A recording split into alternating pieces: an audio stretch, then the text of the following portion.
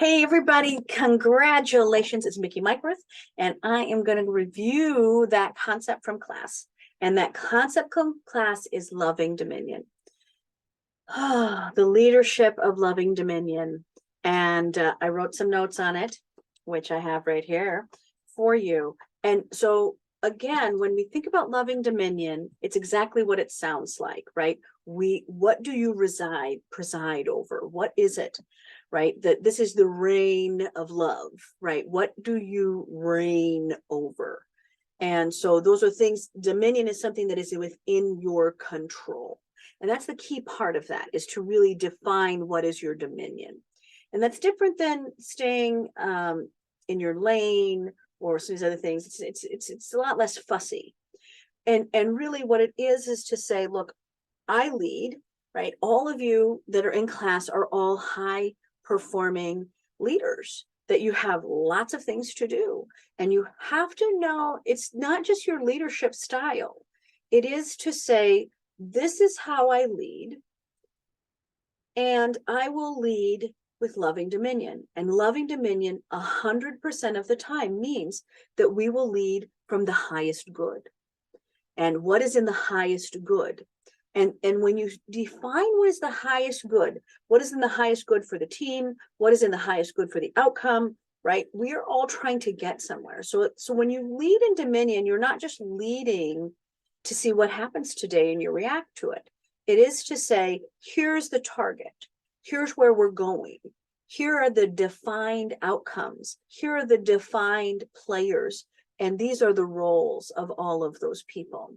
And then we set rules around how that dominion will respect each other's dominion, right? Because you have people who are resources who are backbiting or being just not kind to each other.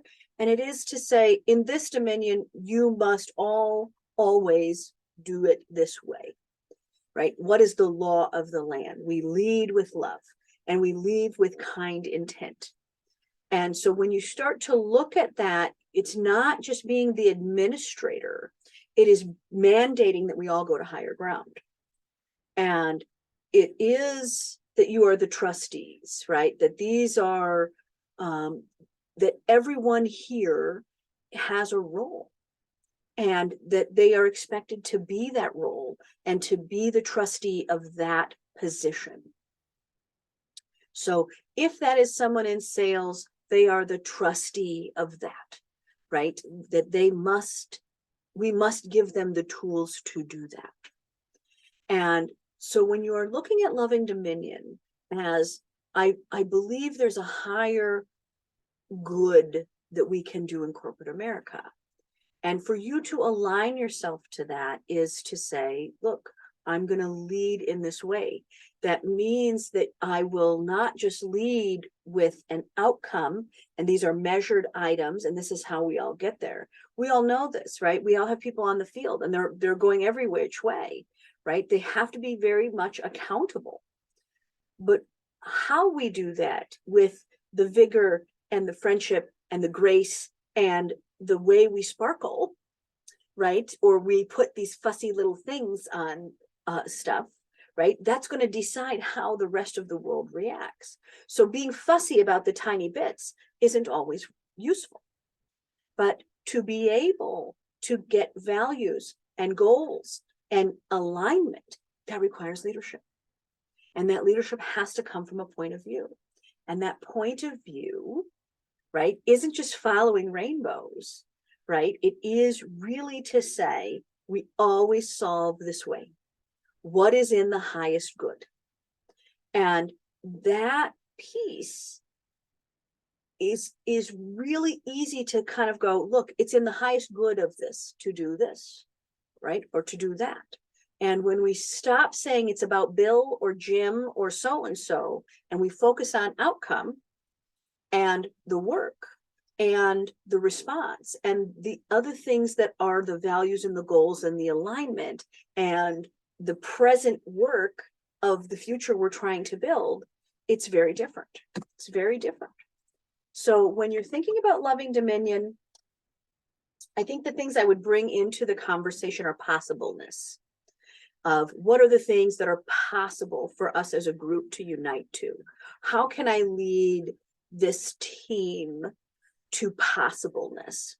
And how can we define everyone's roles so that everyone understands, right? That this person, if you hand them this, they will have it. How do you define people's roles? How do we define the values of us working together as a group?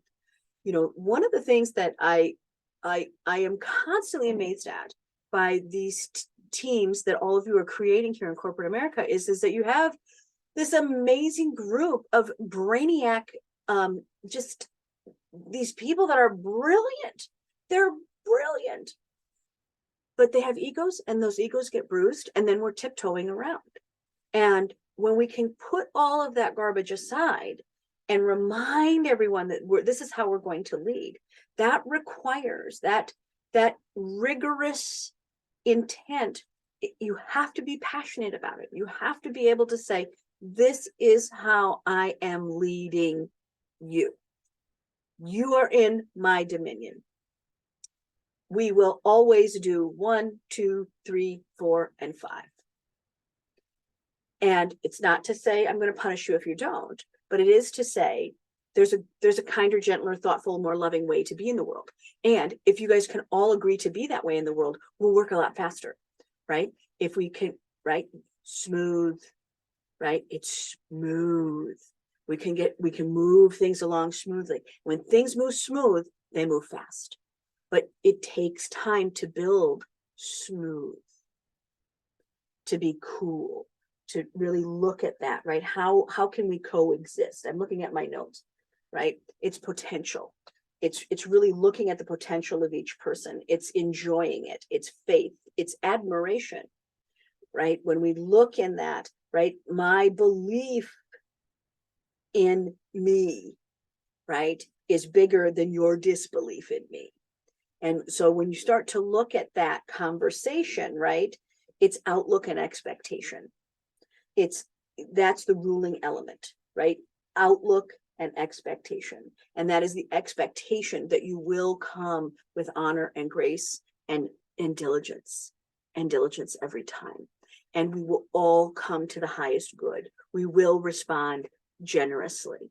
We will respond in a way that we defer to assuming good intent, but bad. You know, they may have put it forth in a way that was inconsiderate, but the intent behind it was good. We have to look at our teams and really define, are these people good?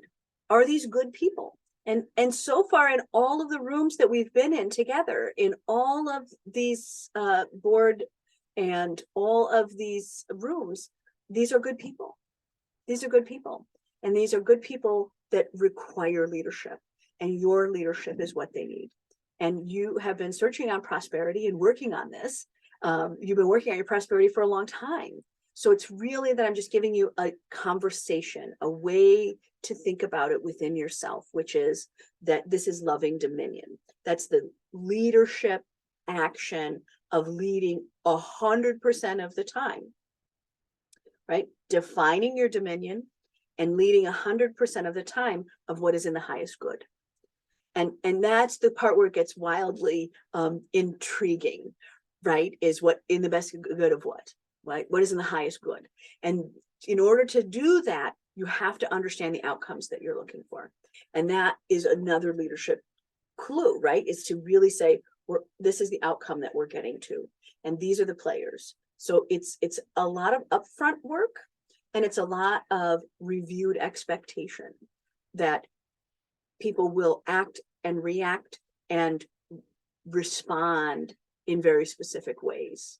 And one of those things is to really have kind of a gooey rainbow kind of conversation that all of the people here are valuable, and that each of you have roles that you're trained for, and each of you are the best in your class. So we don't need to start dog biting each other's legs to be able to look better. We all have to be aligned to the fact that we have an outcome to get to, and we have to each put in our part. And that is the leadership of loving dominion, is to align the resources, define the values, and get everybody on board. And that is the fun.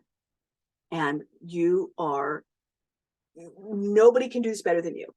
Nobody can do this better than you, because you already have a genuinely thoughtful heart that's filled with grace and honor, and you're a hard worker. So this is going to go really good for you. This is going to go really good for you. And there's other tools out there on loving dominion. This is a conversation I've had a lot. So I just wanted to reach back out to you and just bring you a couple of notes on loving dominion, right? It is, right? That's the spiritual altar of prosperity, right? There it is. Actions, language, magnification of the goals, values, alignment to your divine intent. The world is your kitchen, is what I wrote up. And cook up laughter, more vigor, friendships, grace, play, sparkle. I'm a good writer, so I think that's pretty good. But you're not here to sit and dictate doom and gloom. And anybody that's on that team that decides that they're going to dictate doom and gloom, that's not how that's not how it works in loving dominion. So all those naysayers are going to have a different playbook to be able to play with this team. And that's where leadership comes in, is really defining what is an acceptable relationship for everyone to be able to play in under your dominion. And it's always fun to watch you grow. It's always fun to watch you lead. And I can't wait to see what's next. But hello from class, and I will see you again soon. Loving dominion.